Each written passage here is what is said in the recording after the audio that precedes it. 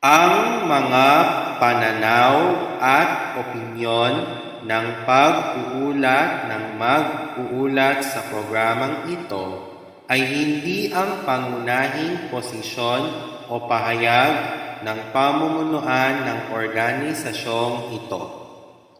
The views and opinions expressed in this live report are those of the presenter and do not necessarily reflect the official policy or position of the management of this organization.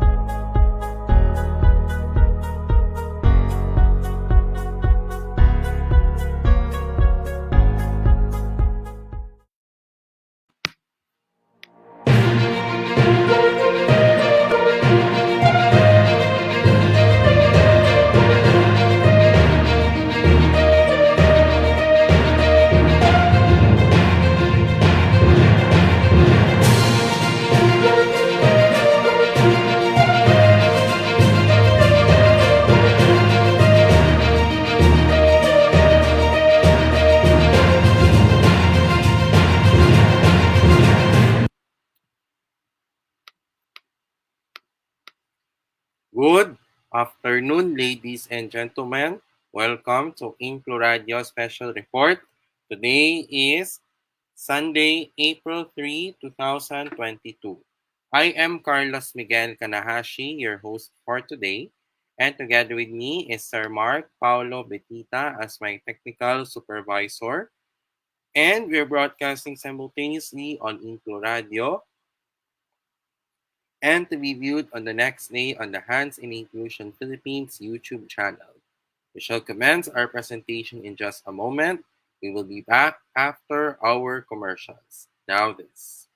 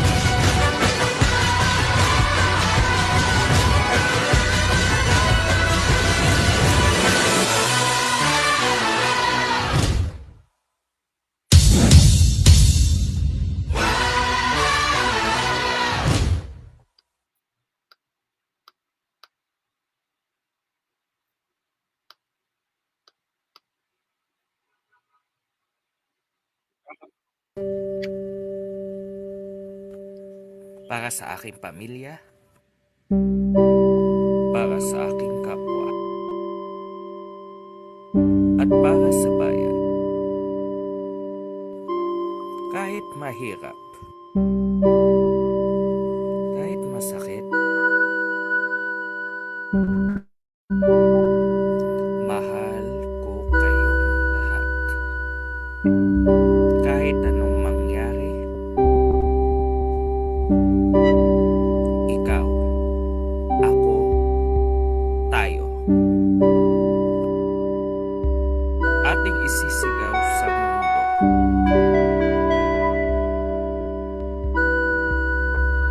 Inklusibong may tatak, angat buhay itatahak.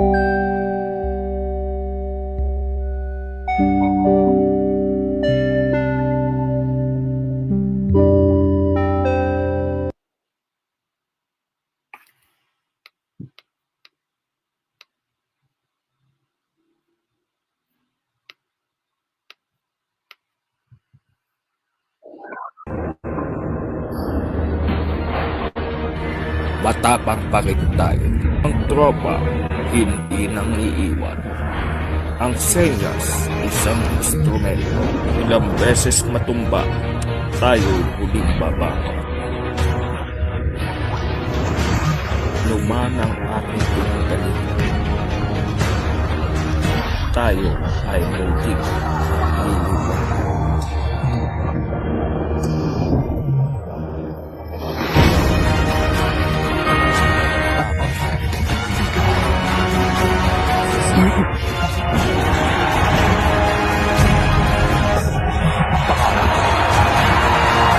Para sa pangarap, para sa pamilya, at para sa bayan.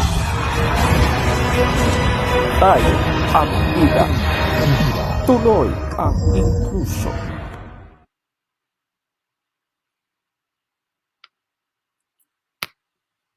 Welcome back to our special report. We shall now commence our presentation for this day.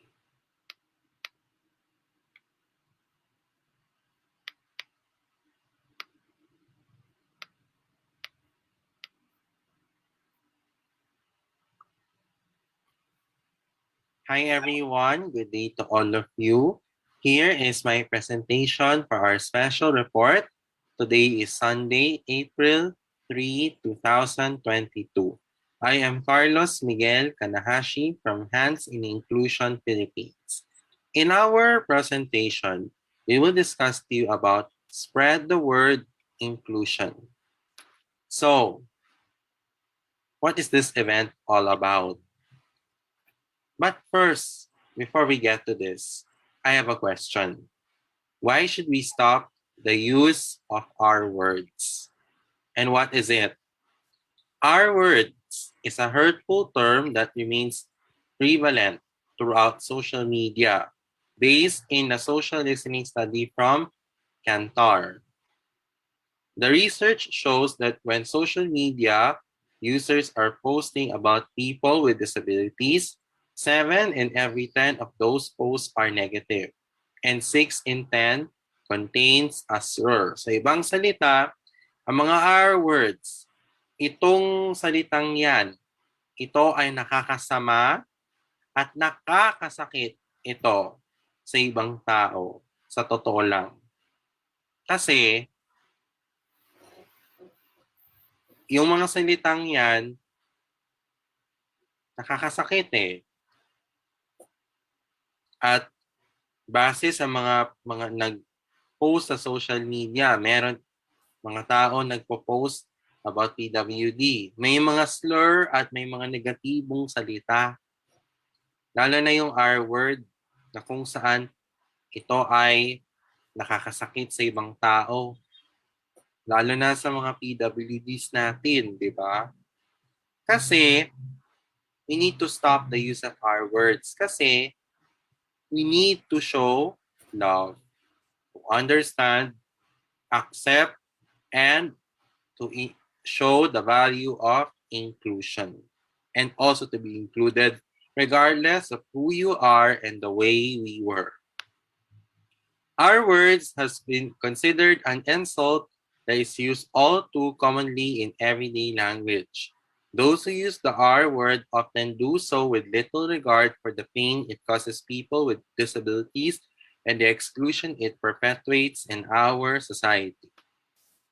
In 2010, former US President Barack Obama signed a law entitled Rosa's Law. This is inspired by Rosa Marcelino. This law was a key milestone to promote inclusive people first language. The essence of the spread the word inclusion is that respectful and inclusive language is essential to the movement for the dignity and humanity of people with intellectual and developmental disabilities. So, in other words, we need to show that we respect, we understand each other, we love, we unite, as well as to be more inclusive, ladies and gentlemen. As the world engages in an intense conversation about the importance of inclusion, the two organizations, Special Olympics and Best Buddies, urge everyone to play an active role to promote acceptance, how to end the use of the R word. In other words, we have to do our efforts to fight against the use of R words in everyday speech, which continues to push people with intellectual disabilities to the sidelines. Spreading the R word continues to hurt people with disabilities, whether intended or not, is a form of bullying. Using the R word is the same as any slur against a minority group. Eliminating this word is a step toward respect for all. That's why in 2009, Spread the Word Inclusion engages schools, organizations, and communities throughout the world to take a stand and to help change the conversation and also highlight the harmful effects of the use of the R word that affects millions of people with intellectual disabilities, as well as their families and the communities.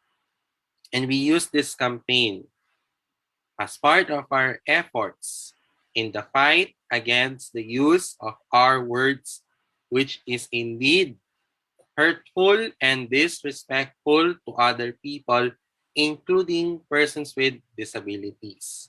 Ladies and gentlemen. And the R Word is a major campaign of Special Olympics and Best Buddies Philippines, wherein they consistently promotes. The purpose of this is to stop using the R word and for us Filipinos, other words that mock and make fun of individuals who have intellectual, developmental disorders. Ending the R word urges everyone to pledge to stop saying the use of R words as a starting point towards creating more accepting attitudes and communities for everyone. Language affects attitudes, attitudes affect actions. And the reason why we discussed this because as you all may know, yesterday we celebrated a very important occasion for us persons with autism and self-advocates, which is World Autism Awareness Day. That's why we urge everyone to unite as one in order to stop the use of our words and also to show acceptance, awareness, to be included, and also to show respect, love, understanding, and unity as one, ladies and gentlemen. And that concludes our presentation. Thank you very much. Okay, so the reason why we discuss this spread the word inclusion is that words like our words, these are considered derogatory, ladies and gentlemen. That's why words, our words, ladies and gentlemen, are considered offensive and derogatory, and these words should not be used for especially PWDs like us. It really hurts, to be honest. Ito ay kung saan nakakasakit at nakakasama sa ibang tao, yung mga R words. And that's why we have spread the word inclusion. Sir Mark, tanong ko sa'yo. Bakit? Bakit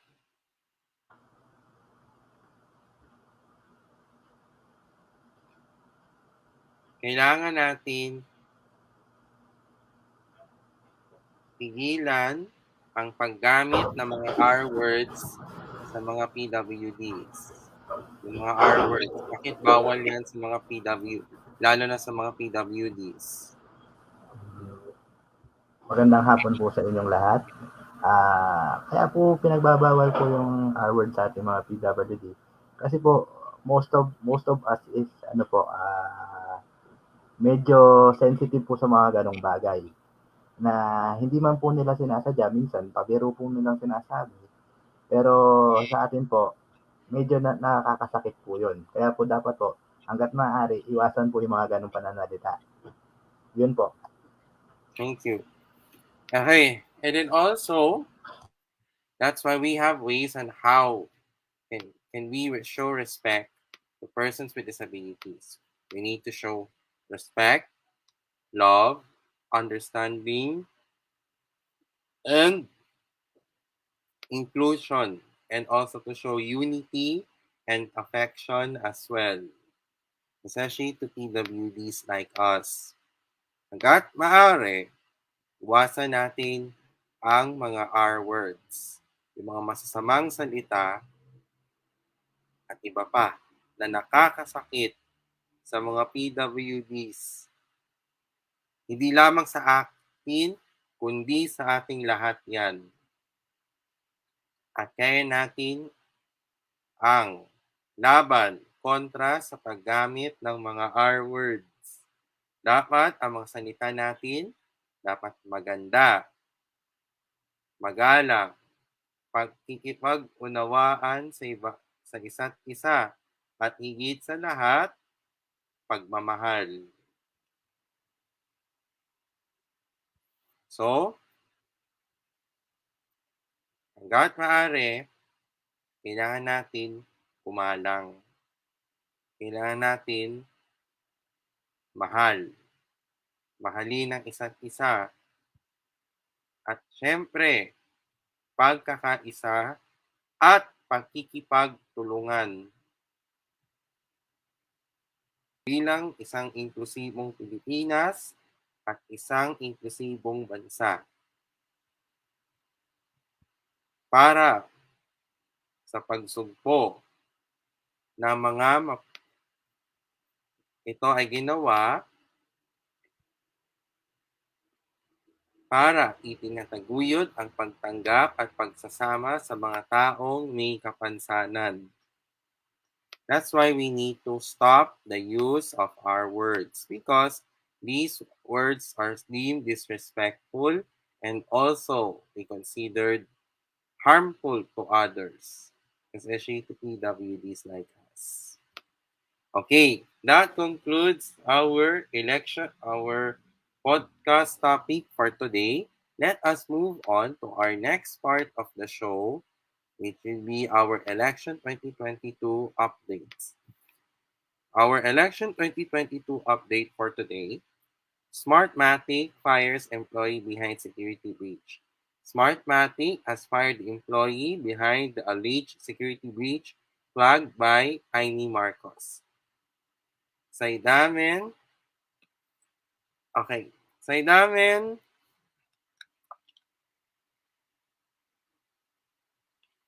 pangarun pangarunungan said, I think parang tinanggal na sa trabaho yung taong yun. That's my understanding.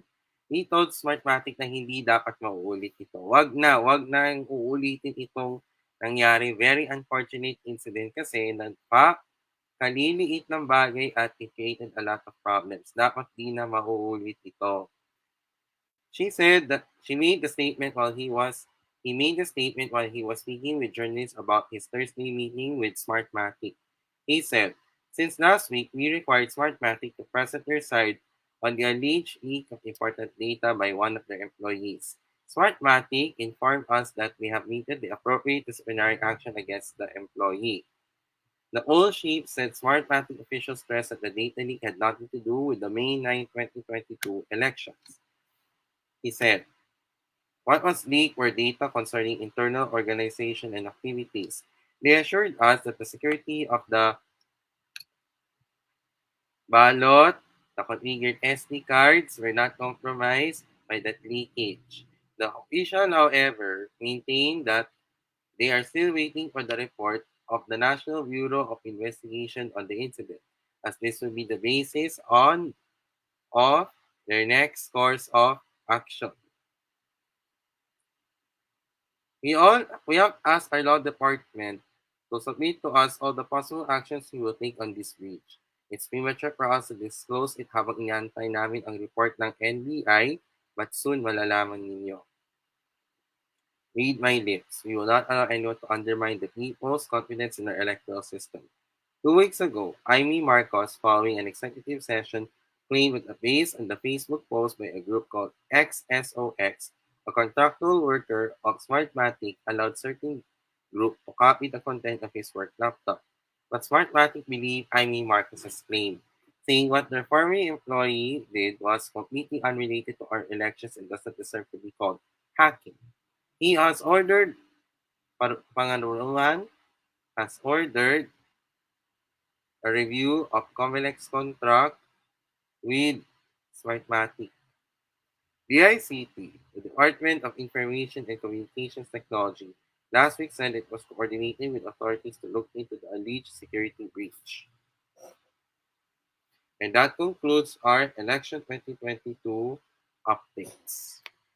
So, but before we go to our next part, we have a question, but we will answer this now. So, from Jeanette Lirad, the example of our words, yung salitang, una, SU, A, at iba pa.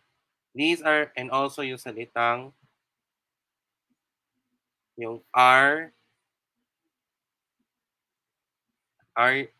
yung salitang, yung example of our words, alam ko yata yung ito.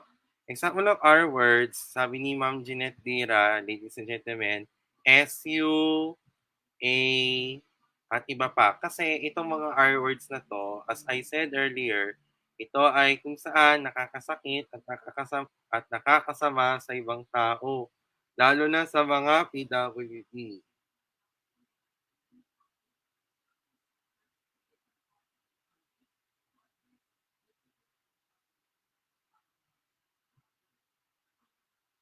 So, okay, thank you. Thank you, Ma'am Jeanette, for your question. I already answered it already, actually.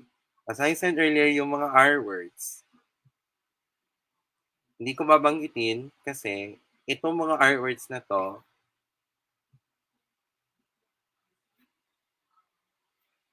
ito ay kung saan nakakasakit, nakakasama sa ibang tao. Sa totoo lang, ladies and gentlemen.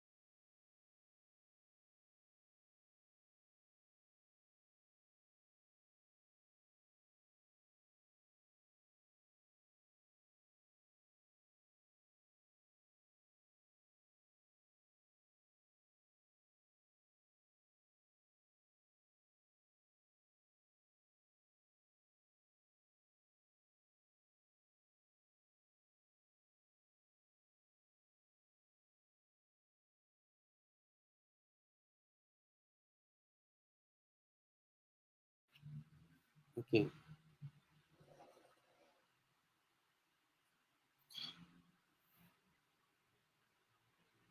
Okay, so welcome back to our session report. Sir Mark, can you flash our next part of our show, which is our get to know our candidates and our announcements, please? Thank you.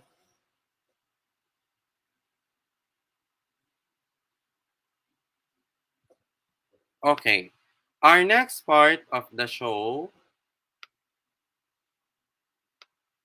for this day is our getting to know our candidates in the May 9, 2022 elections. Sir Mark, next slide, please.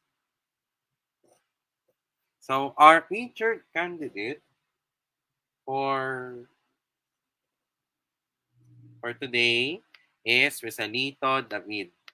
He is running for Vice President in the May 9, 2022 elections. He is a perennial candidate for public office. He filed two petitions to disqualify Grace Poe and, and Rodrigo Duterte from the 2016 presidential elections. This was after he was declared a nuisance candidate for the same race. He also made failed bids for the Senate in 2010 and in 2013, complaining on his experience as a legislative staff member and a political consultant. So this May 9, 2022, let's vote wisely in the elections. Next slide, please.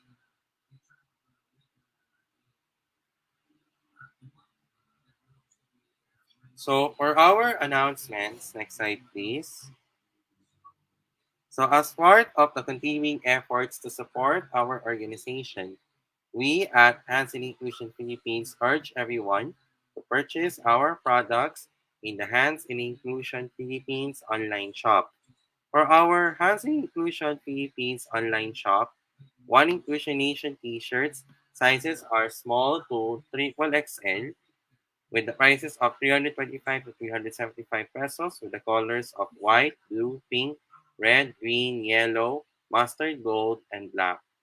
For our tote bags, it's 190 to 200 pesos with the colors of black, white, pink, blue, and yellow. So if you want to buy, kindly message Hands in Inclusion Philippines. We'll be very strict on payments. Payment first before purchase, and our mode of payment is GCash and Union Bank only. Next slide, please. The Hands in Inclusion Philippines online shop is temporarily closed for areas under Alert Level 5.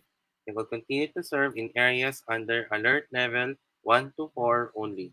Its operating hours are from 12 midnight to 11:59 in the evening, and for a full list of orders, please visit the Hands in Inclusion Philippines Facebook page or email us at hansin.inclusion@gmail.com. Next slide, please. But before, okay, so we at Hands in Inclusion, ladies and gentlemen, needs our help.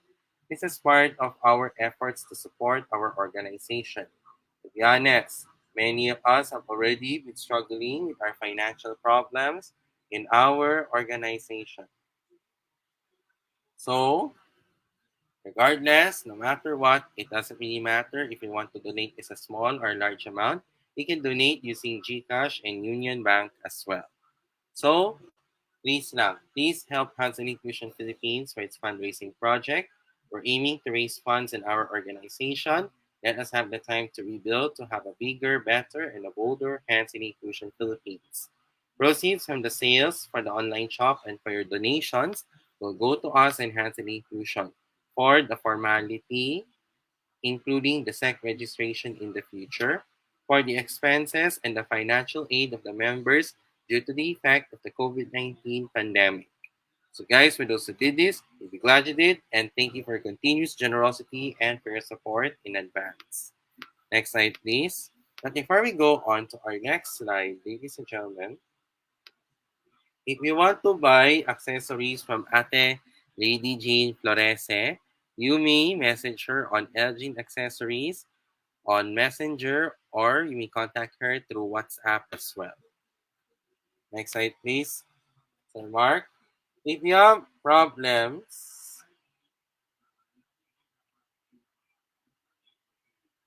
with your computer, if it's a laptop or a desktop computer, if it's Windows and Mac. If you have problems with your Android or iOS phones and tablet, or if you want to download music, movies, and games, Sir Mark Paulo Betita is here to assist you. So how can you do this? You may message him on Mark PC Laptop Repair Services on Facebook, Mark Paulo Betita, and you may contact him at 0947 355 4759. Next slide, please. We have some events coming up for the month of April in Best Buddies Philippines. On April 8th, we'll be having a Friendship Friday, Summer Salad Sillies. On April 9th, I Can Set Healthy Boundaries. And after the Holy Week break, we'll be having Buddies Be Friends on April 22. April 23 is I Can Find Lessons in All My Experience. Says April 29 will have Buddies Be Friends. And April 30, I Can Focus and Center Myself. And this is a joint between Atma Prema Wellbeing Group and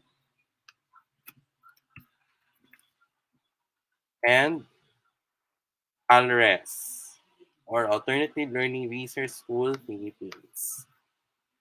So if you want to join these events, follow Best Buddies Philippines on Facebook and Instagram. Send them a message, and the registration form will be sent to you as well. So just a reminder, Best Buddies Philippines is a non-profit, non-denominational, and a non-political organization. We support for a clean and fair elections, and we do not endorse any political party or candidate. As members of the Best Buddies Philippines community, please refrain from endorsing a candidate during the activities of Best Buddies Philippines. In Best Buddies Philippines, make a friend, be a friend. Next slide, please. So if you are hungry, especially for your breakfast, your lunch, your dinner, your merienda, or any events or occasions, then you want to order some of the foods from the Sobra Comfort Food Restaurant and the Kuya Korea Restaurant. For the Sobra Comfort Food Restaurant, the menus are for our all-day breakfast, tapa sobra, chicken tocino, corned beef brisket, homemade spam, and beef salpicao. Sizes arrange between solo to large, and prices arrange between 265 pesos to 1,450 pesos. Next slide, please. For our rice trays, we have beef bulgogi, beef shawarma, beef gyudon, pork crackling bits, pork belly burnt ends, charred chicken, and boneless fried chicken. Sizes are ranged between solo to large, and prices are ranged between 265 pesos to 1,700 pesos. Next slide, please. For our sandwiches, we have the fried chicken sandwiches, pulled pro sandwich, corned beef sandwich, and chicken tocino sandwich. Sizes are ranged between solo, regular, large, and box of fours. Prices are ranged between 320 pesos to 1,540 pesos. Next slide, please. For our pasta, we have mac and cheese and penne and gorgonzola. Sizes are ranged between solo to large, and prices are ranged between 290 pesos to 1,350 pesos. Next slide, please. If you want to order in the Sobra Comfort Food Restaurant, here are the steps of how you can order. Head over to the Sobra Comfort Food website, select the dishes you want to order, choose between pickup or delivery, pay conveniently to any of the safe integrated payment methods, and your order is confirmed. Expect updates via text or email. Next slide, please. If you want to crave for something Korean, then you may want to order some of the foods from the Kuya Korea restaurant. For the Kuya Korea restaurant, the menus are for the rice bowls, beef bibimbap, beef bulgogi, pork samgyup, and K-pop chicken. Prices are range between 195 to 220 pesos. For the boneless popcorn chicken, sizes are range between half to whole. Prices are range between 235 to 435 pesos with the flavors of gochu, ganjang, chicken, and K-buffalo. If you want to order there, please check the Kuya Korea website for your orders as well. Next slide, please. Lastly, follow Hands in Inclusion Philippines on our social media pages and its digital platforms as well. It will be appreciated for you guys to do this as early as now. Follow us on Facebook, Hands in Inclusion PH, InkluRadyo, InkluSports, InkluNihan, InkluGaming, and the online shop. Instagram, Hands in Inclusion PH, Kumu, HNI Philippines, Twitter, HNI Pilipinas, and subscribe to the Hands in Inclusion Philippines YouTube channel. Guys, for those who did this, thank you very much. Next slide, please. Let us move on to our shoutouts and greetings. So first to Sir Mark Betita, to Jason Dalincoln, and Jeanette Lira. Good afternoon to you and thank you for watching. From Sir Mark, shout out to Antropang PWD, Jason Sayuri, Lily Jean Florese, Palmera Boys, and Ana Lynn Lopez. So for our birthday celebrant, we'd like to greet happy birthday to Koji Benedicto of Best Buddies Philippines. And for me, shout outs and greetings to my family, to Hands in Inclusion Philippines, Best Buddies Philippines, Best Buddies Benilde, and other PWD organizations.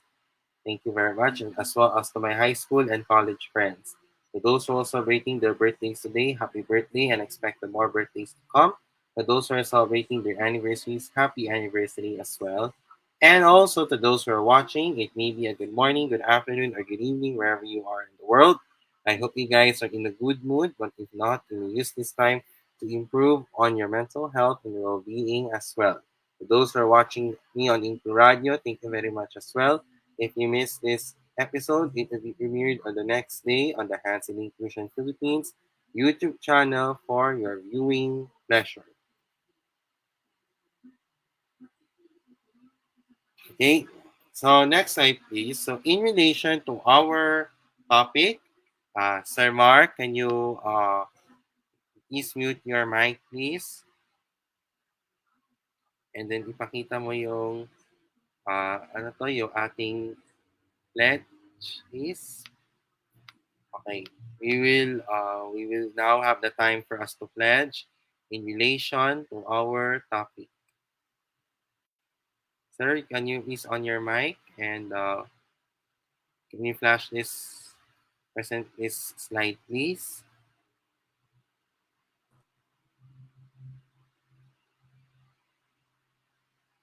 You're on mute. You're on mute. Can you please mute?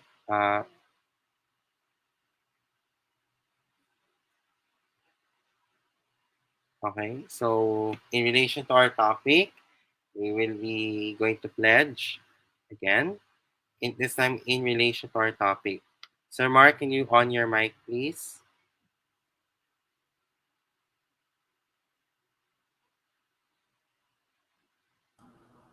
Okay po. Okay. Okay. So, in relation to our topic, let us have the time to recite the N the R word pledge of Special Olympics in relation to our topic. So, please raise your right hand and please repeat after me. The English version, the Filipino version. I pledge and support I pledge and support the elimination the elimination of the derogatory use of of the R word the derogatory use of the R word from everyday speech from everyday speech and promote the acceptance and promote the acceptance and inclusion and inclusion of people with intellectual disabilities. of people with intellectual disabilities. Sir Mark, can you also do the Filipino version and I'll repeat after you?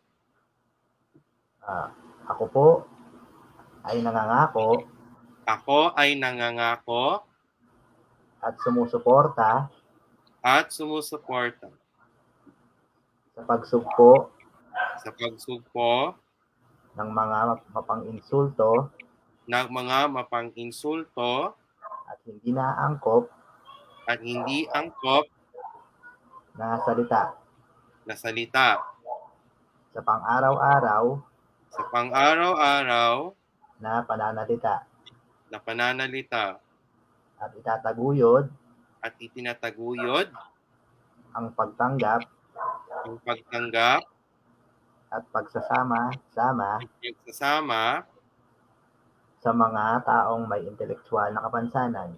sa mga taong may intelektuwal na kapansanan. Thank you. So guys, as we wrap up, we will share to you our learning lesson for today. That's why this topic, ladies and gentlemen, we discuss about how should we stop the use of our words. And that's why we have spread the word inclusion, because this event helps us to raise awareness, to be more on acceptance, and also to show that Sandali, nasa trabaho ako! um, that we show acceptance, as well as we show that we need to give respect to PWDs like us. Ito ay ginagawa para sa atin at para sa ating lahat. So Sir Mark, hanggat maaari, ano po ang gagawin natin para maiwasan ang paggamit ng mga R words? Kailangan po mag-ingat po tayo sa ating pananalita hanggat maaari. Watch your word. Sabi nga po sa English, panatiliin po malumanay at wag po hanggat maaari, wag po tayong mananakit. Mananakit ng damdamin ng ating kapwa. Lalo na po mga PWD dahil sensitibo po silang masyado. At kaya natin gumalang, maging magalang, magmahal, at dapat pag-iintindihan sa isa't isa. Okay? And then later today, after this program, we'll be having as we begin our show early today, is because we have to give way to our debate, the second debate of the Commission on Election. Also, to our Muslim friends, happy Ramadan. Today is the start of Ramadan for our Muslim brothers. So, to our Muslim brothers and sisters, Ramadan Mubarak. Al-Rahim, Allahu Akbar.